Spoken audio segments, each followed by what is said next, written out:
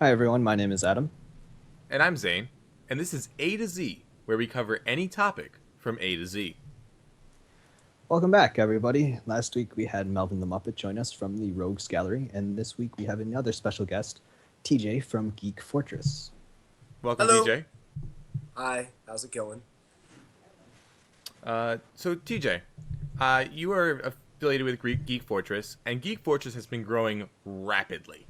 It it has been insane to watch that. I have been so happy to see what's been going on there. Did you ever think Geek Fortress would grow at this rate? Never. Not. No. Not even remotely close. We are. So we had these beginning goals, and our greatest aspirations were we're hitting into some like really high level stuff. So maybe about 20 viewers or so, and that was basically the peak. That was where we were aiming for the future. Mm-hmm. And I, yeah. So pretty much everything that we had, we shattered, and now we're just trying to reassess what we can even do. Okay, and I what? mean, personally speaking, you really seem to have this natural talent for creating a dialogue within your stream. Do you think that that helped push Geek Fortress along? And also, what made you start the Geek Fortress commentating? As far as dialogue goes, I think a lot of it is because I really, really hate dead air. I don't like dead air. I just and I can't play music. I so that's a really Mm-hmm. popular thing is that people play music, but I don't really get to do that because so much of it is based around talking about exactly what's happening, and I also don't want to deal with copyright stuff. So most of it is born of my desire that I really don't want there to be silence, which means that I have to talk the whole time. And that's kind of where it goes. And as for how it's so what caused it to start, right? Um this started with an idea which was done by a good friend of mine by the name of Sean. Sean was a player in our store. He had this idea. He's been watching the Twitch streams, and he said, "Let's do it. Let's put on." This was from someone, and I'm going to forget. So this is a stream that we got compared to a lot early on, which was, I believe, Zach Sells Magic, which is no longer a stream that happens. But it was something similar. It was someone who was running it from their store. And he said, Mm-hmm. "Let's do this." And so he set up the camera, we set up the things, and basically we just dived into it without a big amount of fuss. We had no overlay, we didn't have the commentary, we didn't have a lot of the things that we have now. And we fired it off, and it didn't go amazing because it didn't have all those things. Fast forward about a year later, and he came back, and Dylan came back, who's the store owner of Geek Fortress, Okay. and then basically we're like, let's do it again, and we did. And I said, I'm in. I'll do that. I'll talk because I'm there all the time anyway. And so then we started off with just it was Justin and myself. Justin was the first co-host that we had. We were doing that on our modern for about a week, and then we decided that it was a lot of fun, so we decided to add the other modern that we had, Okay.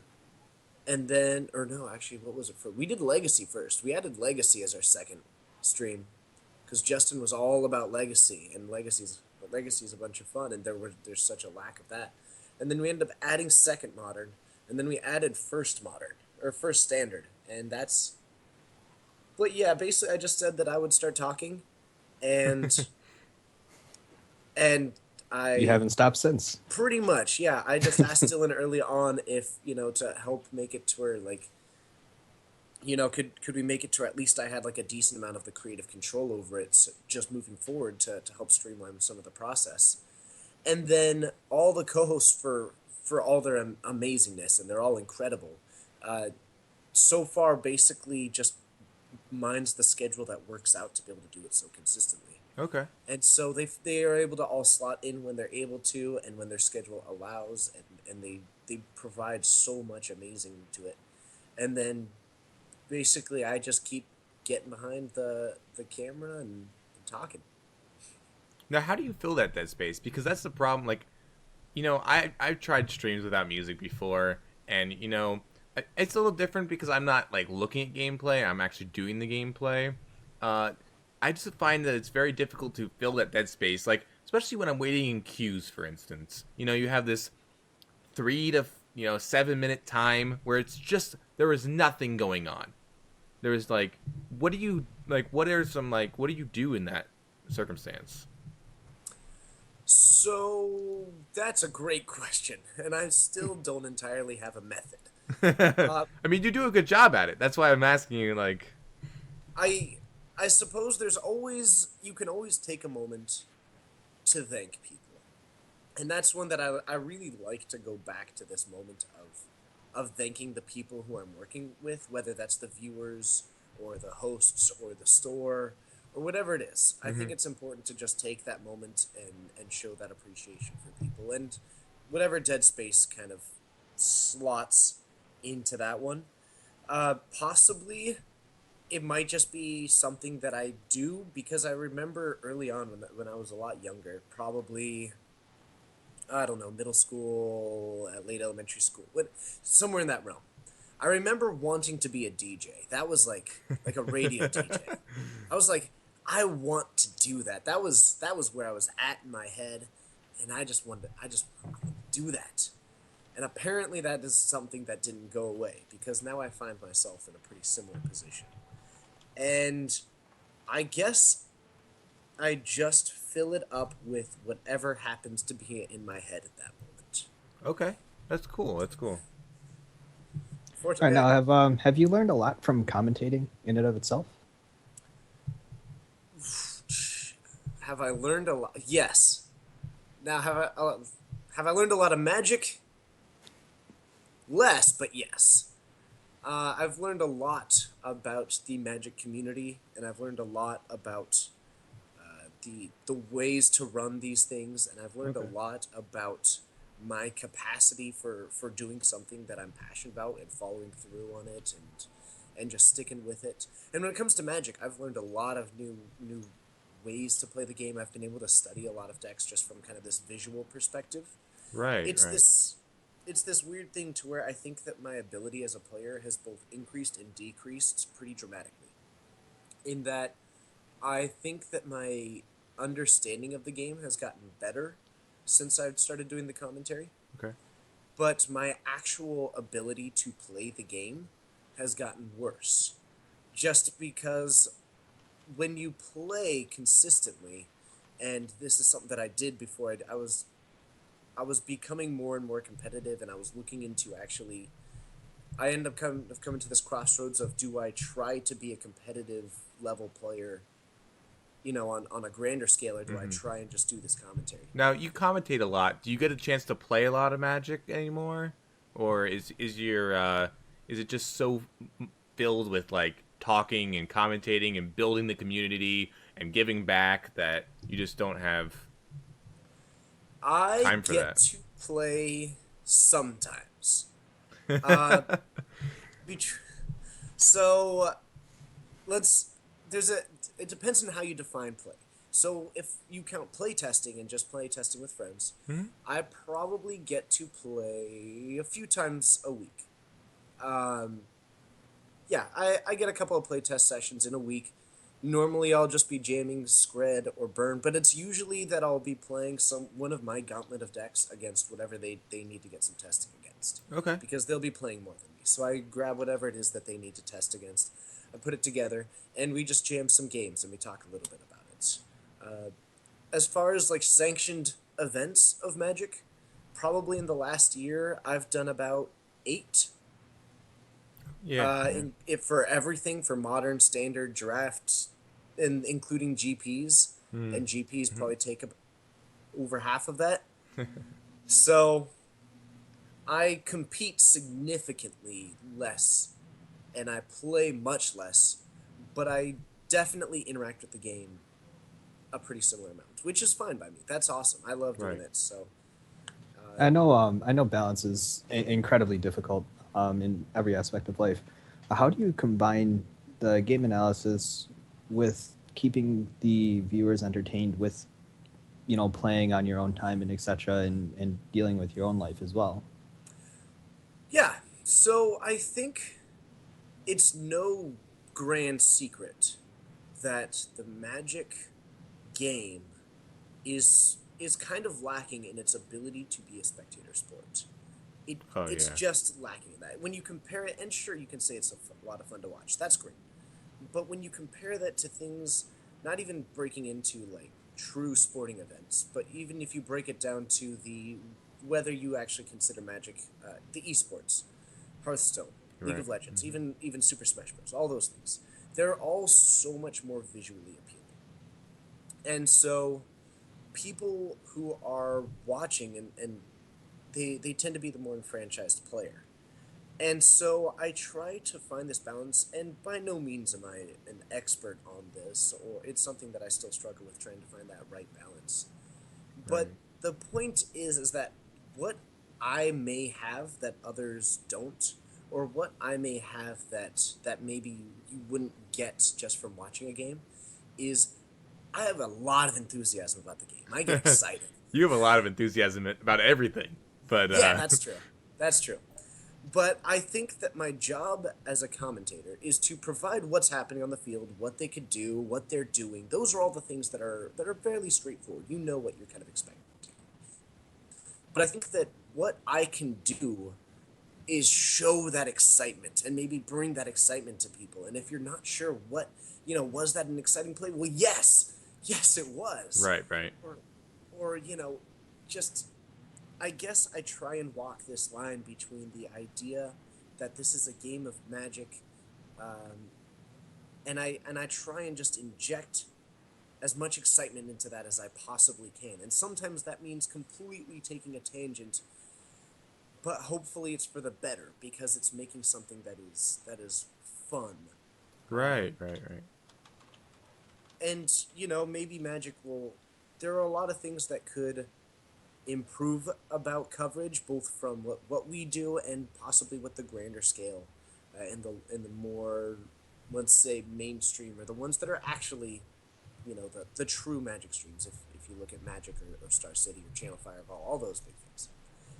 I think that there's a lot of steps that they could take, but a lot of them are difficult to do, and will take a lot of failure to find the right mixture. Well, I find watching your stream with the limited times I actually do, because our schedules conflict and everything.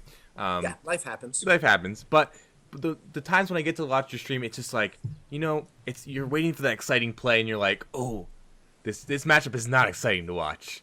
But because TJ is commentating in such a way, it's like I'm waiting for that top deck. I'm like, I know what he can draw in his deck now. I know, and then like you'll go on some tangent about like the sleeve color, and it's like, who cares about the sleeve color? It's important. But you make these things so important and exciting that it's just like, oh, maybe I want those sleeve color, or maybe, You, or it's an wait, important oh, choice. like what about these sleeves? Every And morning, I've always said that TJ could always make lantern control versus lantern control interesting and fun. I haven't had Playable. the mirror match. I was actually, it's so, on our last Legacy stream, we had two Miracles players in the field, and the pre-stream talk was, if they go up against each other, are they guaranteed to get on camera? The I we It didn't happen, but I don't know. It would have been certainly interesting. Actually, I think it would have been a lot of fun to watch, because the Miracles mirror match would just be this insufferable draw go, which would be actually really cool to watch. But oh no, I'd love to watch a Lantern mirror one day. I've done 8-rack versus Lantern. I Okay, haven't commentated it, but I have play tested it extensively. yeah. How And is how does that? that go? From my testing, Lantern wins by going land Codex Shredder and then never playing anything for the rest of the game. Oh, okay, Because cool. because 8-rack is a deck which can only one for one, with the exception of two cards, which is Liliana of the Veil and Wrenchmind, which is moderate at best against Lantern anyway. Hmm. But those are the two cards that can really exceed its one for one quota. So you only play a Codex Shredder, and then you just activate it every turn for the rest of the game, and that's your game plan. The only other thing that you'll ever cast is a Surgical Extraction if you see either Liliana or Oh my the gosh. Wrenchmind. Or if you happen to draw one of your Pithing Needles, you name Liliana, you call it a day, and they just spend the rest of their time casting one spell, like taking them away, and then that's fine. Sounds miserable. It's great. So you make these things feel great, whereas I would just sit there and be like, "This is miserable. Why All right, am I?" 50 turn clock. Here we go. Let's go. Oh yeah, and then you get your Academy ruins online. Oh, and you live the dream. You start milling them out faster that way. Because then you can start grabbing what is it? That grabs the artifacts, right? Oh yeah, you can start grabbing, lining up whatever it is that you need. It gets perfect. I love it. Why not? Right? Perfect. Magic is a game made up like it is successful because of all these absurd things that can happen. I don't think that we should diminish the fact that these things which are objectively miserable but subjectively awesome exist. I do agree. I sometimes get like getting submitted, but it's kind of cool. Going back to going on a tangent, going back to the the esports discussion. You're trying to delve in this area where you're trying to create entertainment from this paper game. And do you ever find a medium? I know this is off the cuff, but do you ever find a medium where it's like you find it's difficult sometimes to commentate when you don't know all the information and there's these paper cards that you have limitations. Whereas if it was a computer program, you wouldn't have these limitations. I don't fully understand the question. Okay. So in other esports, Right. you have technology where you can view both hands at all times. You can view both sides from all times. You have full information of what decisions that the both players could be making. Yeah. However, with paper cards, you don't see all the cards at all times. You might not have all the deck lists available at all times. You have these limitations. Okay, I see where you're going with this. Yes, that is difficult. So, I think that a lot of it comes down to myself keeping as up to date as possible with as many deck lists and strategies as possible. Okay. A lot of it comes down to having co-hosts, which can often come in as these subject matter experts.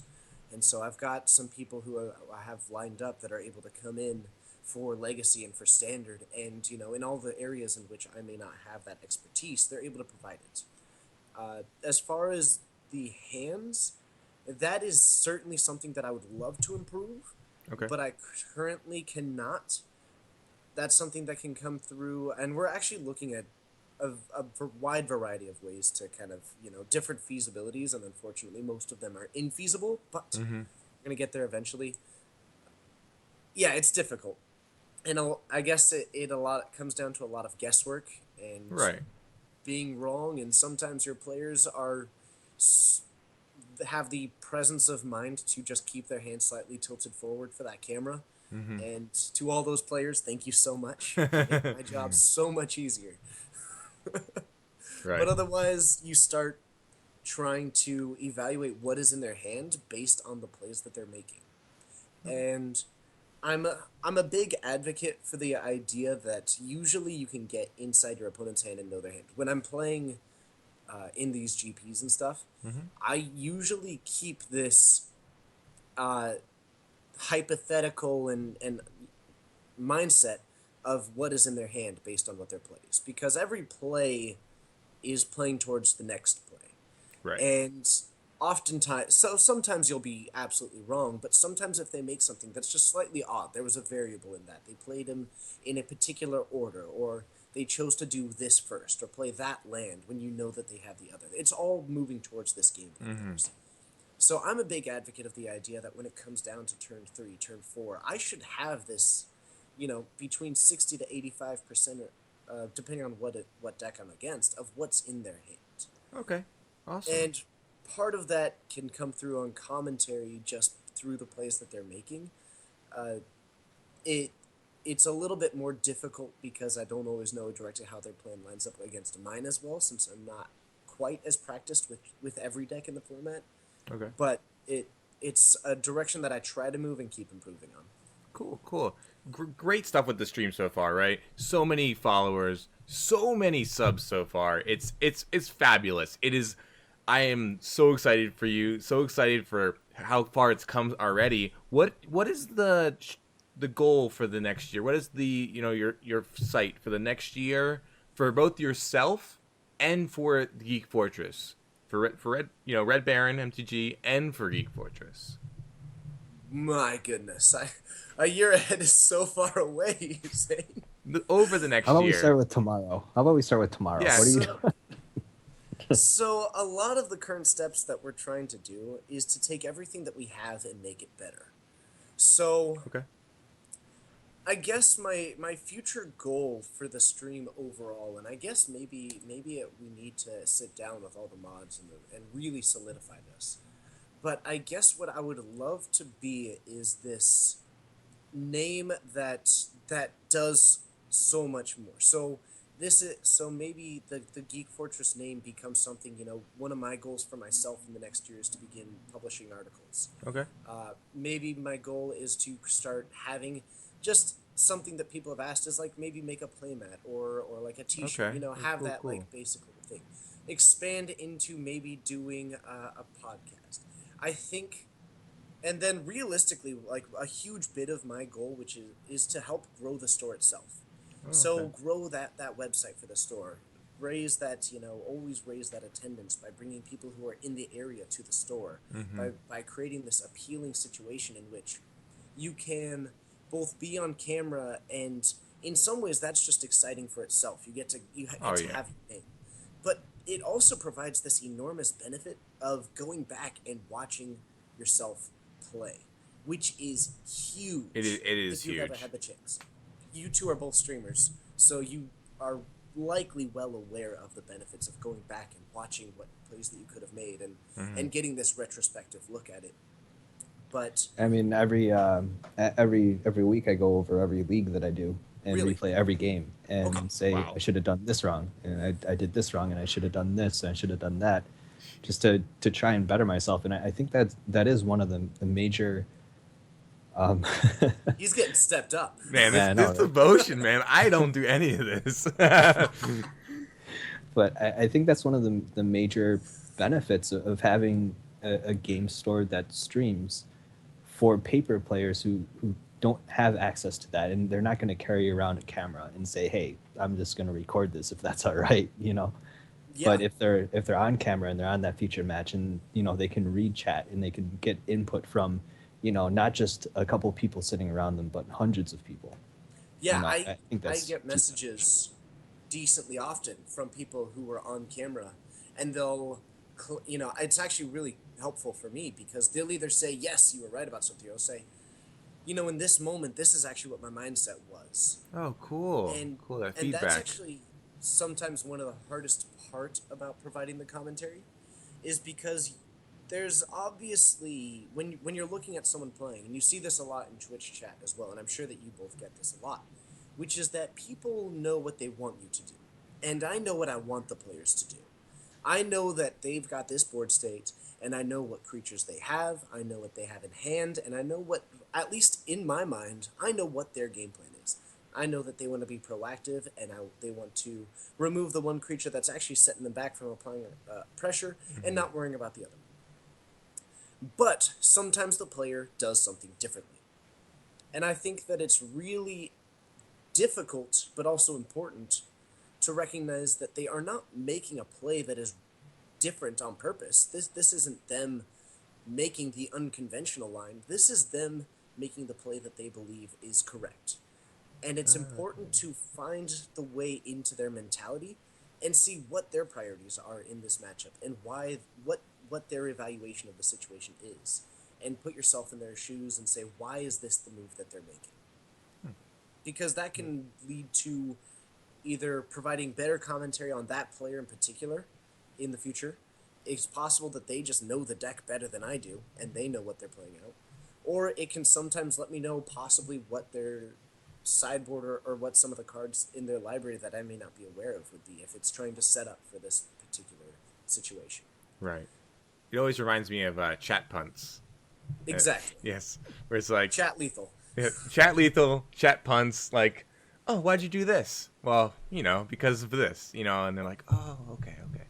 Oh, chat's the level 6 judge, don't you know? Yes. Oh, they're wonderful and awful, but mostly wonderful. Oh, I don't know about you, but the Fortnites are the greatest community I've ever seen.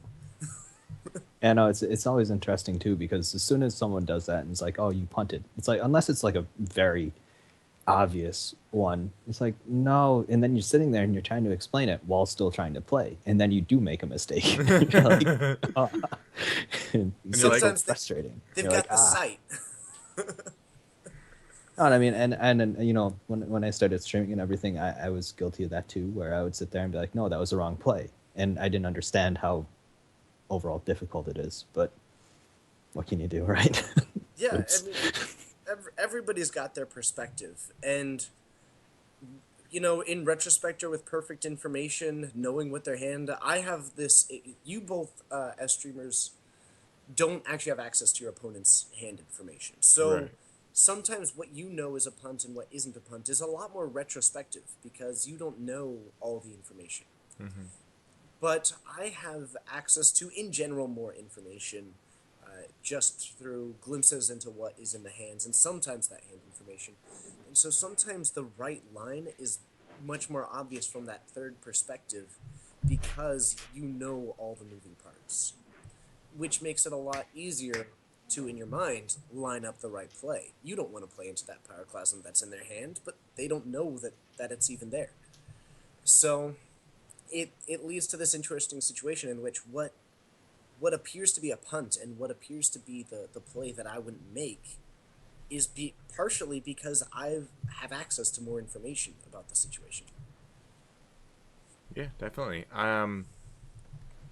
I think information is the like key of magic. You know, I'm a red player. Don't. That's not true. You throw stuff and they die. Well, I don't agree with that fully, but No, no, that's just what people tell me. oh yeah, absolutely. It's like, oh well, you know, flip over the top. I think what was it, 16 cards, and I'm either going to win or I'm going to lose. Hey, I think that's what sometimes it was said. I've heard it so many Ah, times. oh, I know, and I get Melvin that. claimed it last time. Yeah, I know, and I get that, and I understand that mentality. But personally speaking, from actually when I started playing Modern, I started with Burn. Um, the deck was easy to learn. It was easy to learn. It was really, really, really hard to actually know every line that you're supposed to take and when you're supposed to take it. Yes. So Burn is absolutely a deck which is not that hard to pick up. And Your favorite deck, right? By the oh, way. it is my Burn in every format. Dude, yeah, don't me and Burn go way back. How And is when I Burn say Unlimited right way, now? it is miserable. Uh, In limited. it is awful in standard. It's actually good in Popper. It's, I think, underrated in Legacy. And Yeah. I think that it is in a rough spot, but still potent in Modern. But Modern, or Burn, easy to pick up. I don't think that there's a whole lot of mistaking that. You Hmm. can hand that deck to a new player and you say, look what these spells do. They deal damage. And they're like, yeah, I get that. Okay, I can cast these. But I think that Burn at the higher level leads to a lot of non-intuitive plays. And I think but this is true for any deck.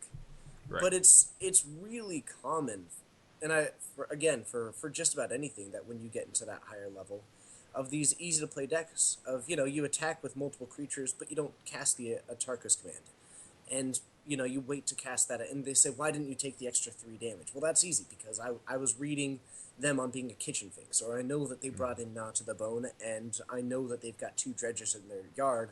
The odds of them hitting that are X percentage. I want to be prepared to actually cast this Atarka's command, and my clock, while being reduced by half a turn, doesn't actually change it if it's going to be setting me back 3 turns if I let something else resolve.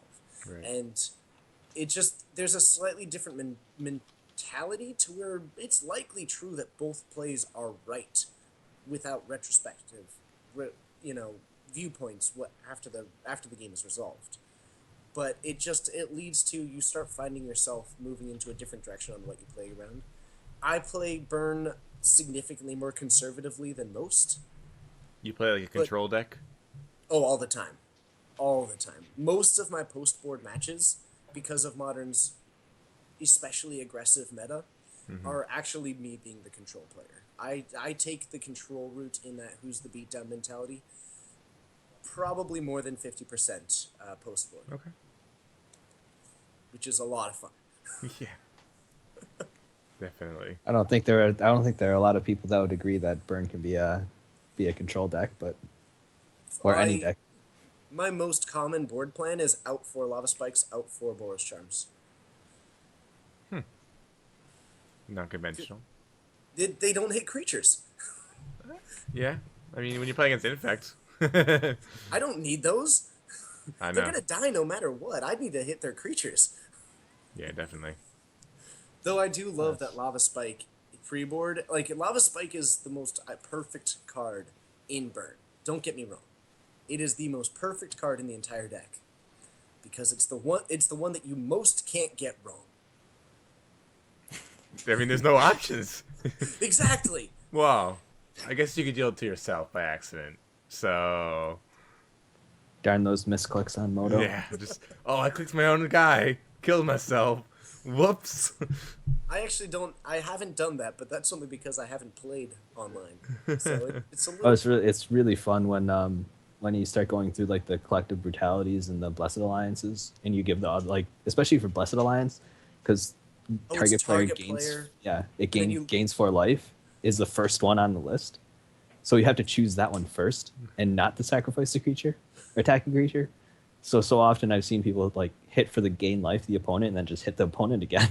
Oh no. So it ends up being like the swords to plowshares for 4 mana. That's terrible. I thought you were gonna say they did the opposite, where they made the opponent gain 4 life and then they sacked a creature, because that would be fabulous. Thank goodness none of them are attacking, but otherwise that's still pretty It's bad. so bad. It's 4 mana. The opponent gains 4. It is entertaining though. Like, I know that a lot of the time, a lot of times there are times when you just click the wrong thing, like you misclick mana, or it's not like in paper where you know what you want to tap in what specific way to do something, And you and communicate that to your opponent. yeah, and I mean it's not like Moto though where you click a card, you pay the casting cost, and if you accidentally tap the wrong mana, like I've done that with Inventor's Fair so many times, Oh where my gosh, that I card. try to tap the Inventor's Fair just for mana, and I tap for the ability, and then I tap the other mana, and it goes away. Oh So no. so many times. It's Well, so because it shows up on top. not anymore. They changed it. It's Oh, just they did. it's crazy. But I do like your So headgear, right, by so the now I'm way. gonna mess it up anyway. It's nice. Oh, this is the video exclusive. Oh, video exclusive, yes. Yeah. So if you guys are listening, video exclusive, TJ is wearing a nice alien type headgear. Is He's that what it is? I have no idea. Well, let's see here. It says there's a heart on it actually. Huh. Never noticed that. They're made with love. Now, speaking of video exclusives, Sure. there, I may have seen a few videos of you having a card as a snack Oh yes. No, with some peanut butter or something like that, or in a peanut butter was the blender. best way. Oh, it was. Yeah, I. It's like a graham cracker. Yeah, it's much closer to a saltine, I think. Now, are there? I know that you guys just recently got partnered. Are there any more card snacks in your future? There are snacks, and they will be paid for by card, but there will be. It's not likely that I'm going to be putting any more Wizards products into my digestive system for some time. That's unless they start actually putting the ink from that uncard. I forget what it was, but if they maybe make something like that to where it's meant to be eaten, then I would probably be all about that. Okay. All right. Yeah, but not anytime soon. You didn't want like a little sandwich, maybe like some peanut butter and jelly. I know that you were hungry the other night on stream and you missed your windows for ordering food. I got a pizza. Oh, you did. Yeah, someone ordered me a pizza. It was amazing and it was delicious, and I've still got some leftovers in the fridge. That's awesome. Fantastic. I am so excited by that. Actually, Fantastic. I'm gonna be chowing down on that directly after this. It's gonna be if you two want to make the drive, you're more than welcome to join me for a slice. It What might was be it I gone by the calculated the time other you get day? It was 42 hours. Just 42 hours. just 42 hours. Yeah. It's not that bad. Nah. No, No. it's No. doable. It's actually more like 39, but Oh. You two could carpool. Oh, my bad. I'll just stop by. yeah, I mean, no. you can carpool and just cut it in half. That's how time works, right? Yes. Yes. Okay. When you I'll just fold a map. It'll be fine, right? yeah. What was it? Wrinkle in time. Make a tesseract. Well, thanks for stopping by, TJ. It's been a blast to talk to you about Geek Fortress, about your own, endeavors in Magic, and we all love Magic. We all love Rogues Gallery, right? Oh yes. Oh, we all love it. Phenomenal people. Oh yeah. actually. So thanks for tuning in today, and I hope you can follow us on Twitch and Twitter. Our names are, if you're on the video, our names are above our faces. Amer CS and Z Magic 94, and then you have TJ here, who is Red Baron MTG on Twitter, and then on Twitch, Geek Fortress. You can check them out. Though possibly also going to be on Red Baron MTG on Twitch Whoa, in hold the on. near future. Okay, all right, okay. I'm working on it. I'm working on it. Nice, We'll nice. see. I still need to get a computer that isn't running Vista. Right. He needs to upgrade first. It's understandable. Under Step. construction currently. Little steps. It's all these baby steps.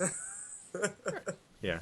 Do you want to rattle off our affiliations, Murph? All right. Well, make sure to also follow our affiliated groups, the Rogues Gallery and Team NFG. Both of the informations are at the bottom of the screen. For those of you listening, it's teamnfgbot.com. And on Twitter for the Rogues Gallery at MTGO Rogues. Next week, we will have another rogue guest in Jamietopples, our limited Jamie's expert. awesome. I know, right? Jamie's awesome. Jamie is so ecstatic. She's so happy. It's just like you and her are like the happiest people. She's Jamietopples. She's the cream of the cropples. Yeah, exactly. Every time I go in that stream, she's always like, "Look who's here!" I'm like, "Wow, I'm just chilling here." Like she's like, "Look who's here! Z Magic 94 is here! Everyone say hi!" And I'm like, "Man, I just wanted to stay here. I just wanted to hide and chat. I just wanted to watch. I just can't." But it's awesome. I can't wait to have her on. And thanks so much, TJ. And hope you guys have a great week. And Thank you so much for having me. This is definitely. awesome. I've been enjoying listening to these. It's still a little bit on the new side, but We're it's getting coming there. together really nicely. I like it. It's a lot of fun. Keep it up. So, all right. Well, that's it. And see you guys next week. You're all fantastic. Stay amazing, everyone.